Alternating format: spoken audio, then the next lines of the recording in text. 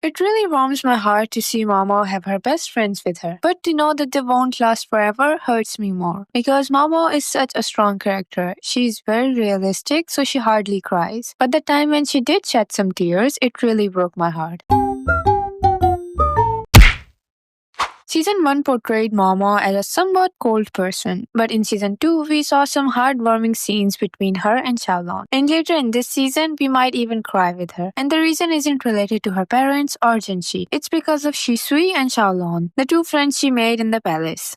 Xiaolan as a child was sold by her parents to become a servant within the inner court. There she met Maomao and instantly became friends with her, like we have seen in episode 1. Maybe because of her extrovert nature, or maybe because she too saw a big sister in Maomao. And we know that she's a low-profile servant, but she's literally a ball of sunshine. I mean, despite being a child that got sold off by her parents, she have a very positive attitude. And she remains grateful that she has a place to stay and food to eat. She also loves gossips, so Maomao mostly gets her tea from her. But what I love the most about this dynamic is the fact that it has more of a sibling energy, as we have seen Maomao considering her as her little sister after she tries her best to learn. I mean, after all, she was 2 years younger than Maomao. Plus, we're also getting a manga side story this year. It's called Xiaolan's Memory, and it's the first official spin-off story written by Natsu Hyūga, and it has been adopted into a manga by Itsuki Nana. I think it's not translated yet, so tell me if you have seen it.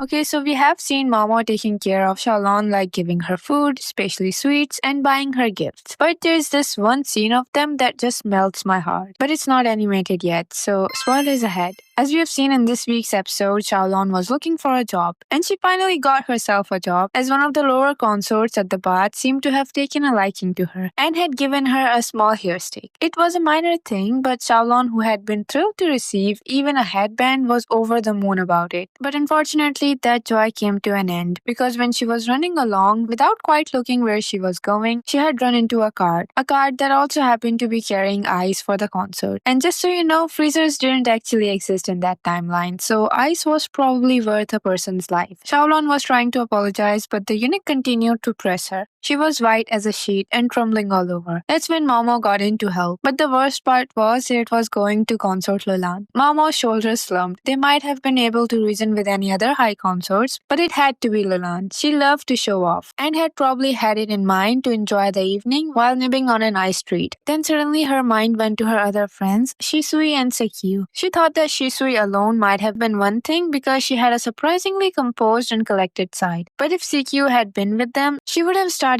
crying or shouting, and would only add to their confusion. She pushed that thought aside to think about what they should do. If only they had something that could substitute for ice. Maomao looked at the shattered ice, then an idea hits her. She could create ice cream from that ice. So that's exactly what she did. But she needed the ingredients, and at that moment her eyes met those of a person wearing a smile. Yet to Maomao, he looked very mischievous. She bit her lip and glanced at Xiaolan. Then she grabbed her hand and pulled her away, leaving her with Quack Doctor. Then she finally approached Jinshi, who was helpfully standing just outside the medical office. And when she asked him for the ingredients, firstly he asked why was she even doing that. It wasn't like the mess was Maomao's problem. I mean, it would have been easy to simply abandon Xiaolan to her fate, and it wasn't as if she owned her anything. It was Xiaolan's fault for not looking where she was going. But Maomao thought, I don't think I'll be able to sleep at night if I don't help her. It was the most honest thing that she could say. She had no other reason for doing this. Now, believe it or not, but I think our girl is a softie at heart. That's a different thing that most of the time she listens to her more reasonable/realistic part because of the way that she's raised. But she's also a somewhat kind person who can't just stand and watch people do wrong. Wretch! Don't touch me! Apothecary!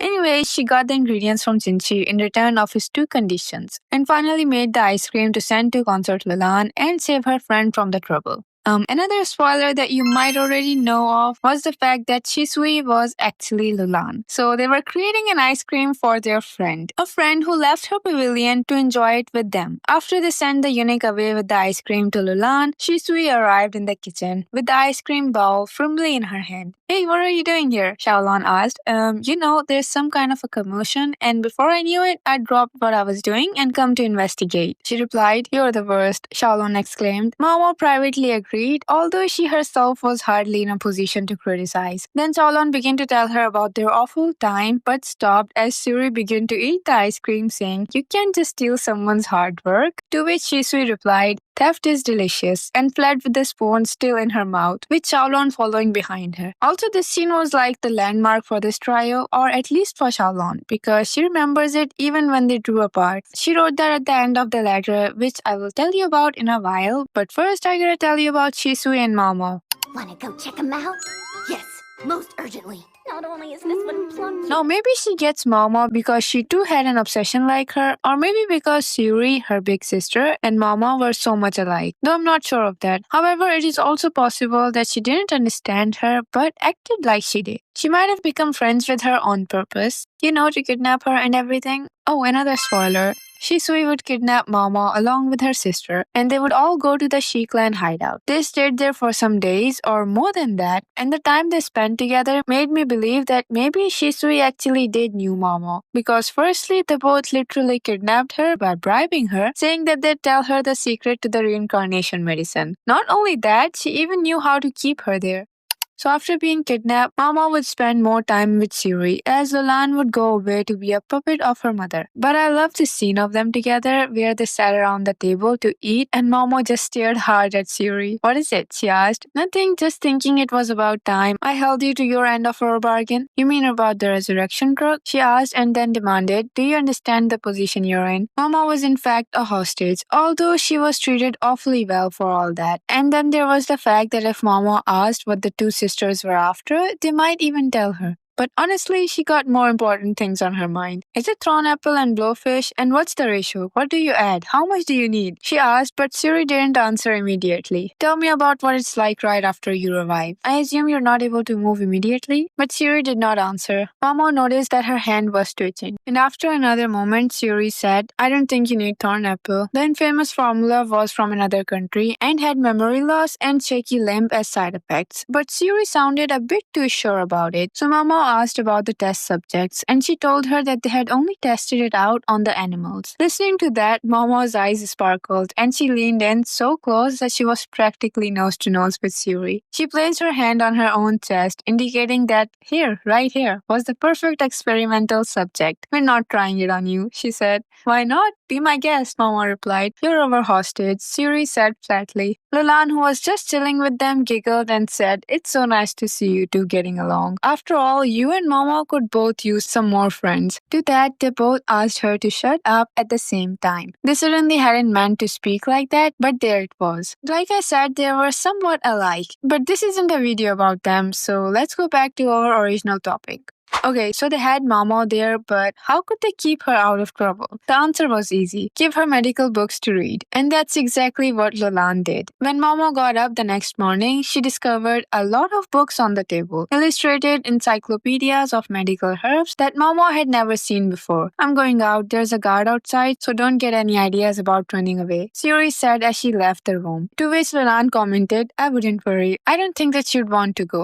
She was already up and was having breakfast, but when she noticed Mama, she asked if she wasn't going to eat. Mama, who was already lost in her books, said later, "I can wait." Lolan, however, shoved some softened bread in her mouth, hand-feeding her as she read. Then she asked, "How about a change of clothes? You're still in your sleepwear." Mama's reply to that was the same. "Later, I can wait." It kind of bugged Lolan, so she loosened the belt of Mama's pajamas. Mama obediently stretched out her arms and kept reading, while Lolan slid an overgarment onto her. Not only that, she even made her hairs and give her a hair stick. After she was done, Mama said, "You're used to this." In reply, Lolan tells her how she had to be good for it or she would get beaten up for being too slow, sounding as natural as anything. "If I couldn't give a decent massage, I got boiling water poured all over my hands. I was so scared of it," she added. "That is scary. Sounded like your mistress was a terrible person," Mama said. Lolan replied laughingly, saying, "That was my mother." Mama said, "Hope I never meet her," wondering what kind of a mother would treat her daughter that way. But sadly, Maomao did meet her more than once. Not only that, she also got some hits from her the second time, along with the punishment. The first time she got caught by her mother, Shinmei, was when she was in the storage and Lulan had to lie to her mother that she was the new apothecary that they wanted. She doesn't look like any apothecary I've ever seen. I agree, but believe it or not, she's more than 30 years old. She spent her days testing medicines on herself until she come to age more slowly than normal people. Lulan took Maomao's left hand and rolled up her sleeve, revealing the bandage-wrapped arm. I don't know which elixir she used, but one of them seemed as if it may be connected to the elixir of immortality. She may find it, presuming that she didn't fail and die as the last man did. Lulan sounded downright nonchalant. Elixir of mortality? The last man? Maomao had no idea what she was talking about, but she rolled with it and was gladly saved from that old evil witch's wrath. But the second time was different because at that time Maomao herself acted and in return got a slap on her face. The old witch was also ordering the guards to put Maomao into a water prison. But our vixen convinced her otherwise, saying since we went to all the trouble of having it made already, I want to use, it's been so long since we put it to good use. The way Lulan spoke made it sound deeply significant. Ah, the Taewon, Shinmei said and Suirei cringed visibly. Taewon? It sounded vaguely familiar. But Mama couldn't quite remember what it was. But when she was finally taken there, she realized that it was a room filled with insects and deadly snakes, which to be honest would scare anyone. But Mama was not anyone, she was Mama, and Lulan knew her. That's why she asked her mother to give her this punishment. And I love the trust she had on Mama's skills and Mama herself, because she didn't go back to check up on her and took her to the room full of children. And Mama did go back to her after she killed, roasted, and ate the snake that was supposed to scare and punish her, while traumatizing the poor guard in between. Are you alright? You're not hurt? She asked after seeing her. The guard helped me, and the snakes were delicious. Thank you. Mama said she understood that it had been intentional. The way Lulan had suggested the taebon as punishment, it ended up as a part of her plan on its own small way. And Mama hadn't had the snake meat for a while, so she appreciated it. I'm not sure what you mean by that, although I did expect the punishment would suit you, Lulan said. She didn't know what Mama meant. This was from the girl who happily ate bugs, Mama thought, but it didn't matter. At that moment, they had to hurry up and get out of there. But there were children sleeping there, the ones that Lulan asked Mama to take care of, as they were also the part of the Shi clan, but they were innocent. As all the members of the Shi clan were going to be erased from the kingdom for all their crimes, Lulan wanted the emperor to let the children live, and had used the resurrection medicine on them to ensure their survival.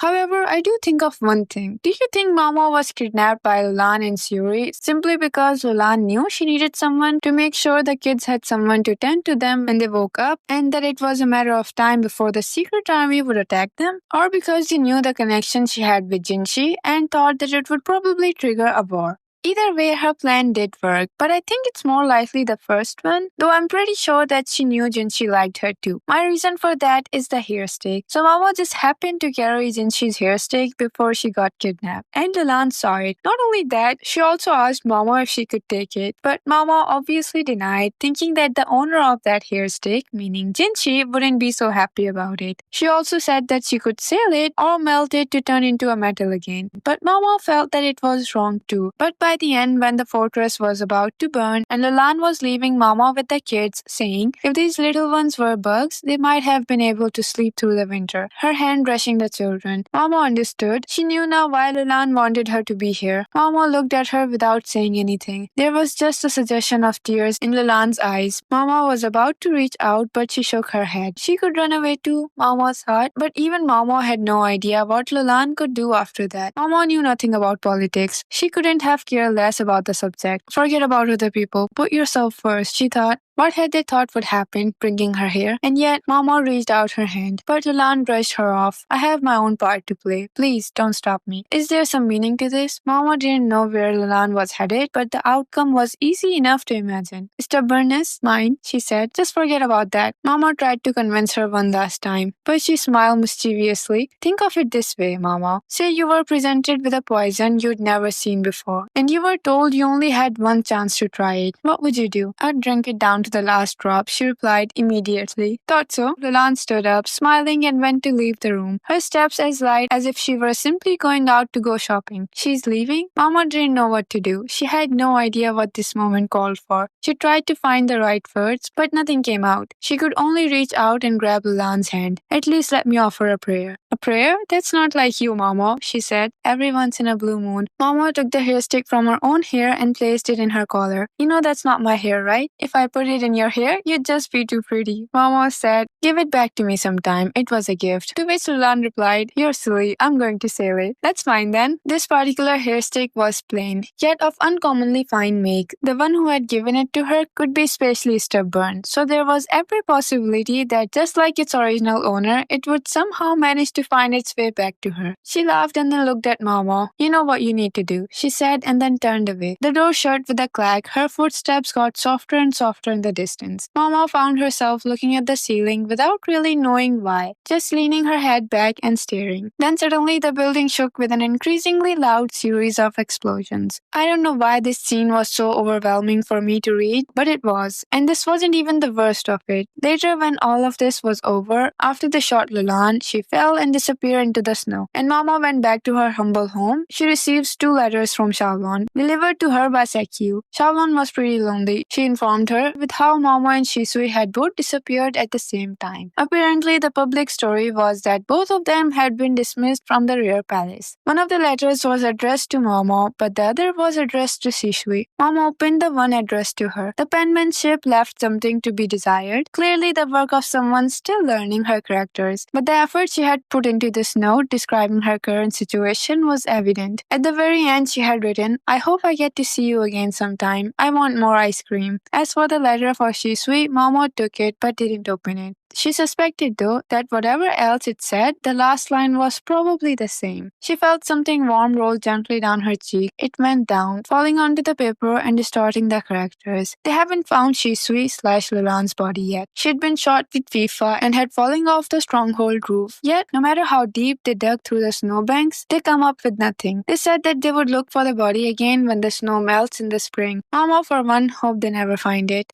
Please tell me I'm not the only one who got emotional here, but I wonder if the author is planning on ever reuniting them. So far, there aren't any signs, but I'm still waiting for that. But the good things are that Shisui didn't actually die. The GX manga confirmed it. And the next good thing is that Mama did not get much lonely even after them, as she met new people, but she did sometimes thought about them. Anyways, my heart ached because the trio parted without saying a proper goodbye to each other. Still, I enjoyed their journey together a lot, and I'm sure you all will love it too. I think I'm probably missing some points, but I guess it's already a long video. So that was all for today. Thank you for listening to me. Take care of yourself and goodbye. If you're sticking by my side, maybe we could be okay. Okay, maybe you could be the change.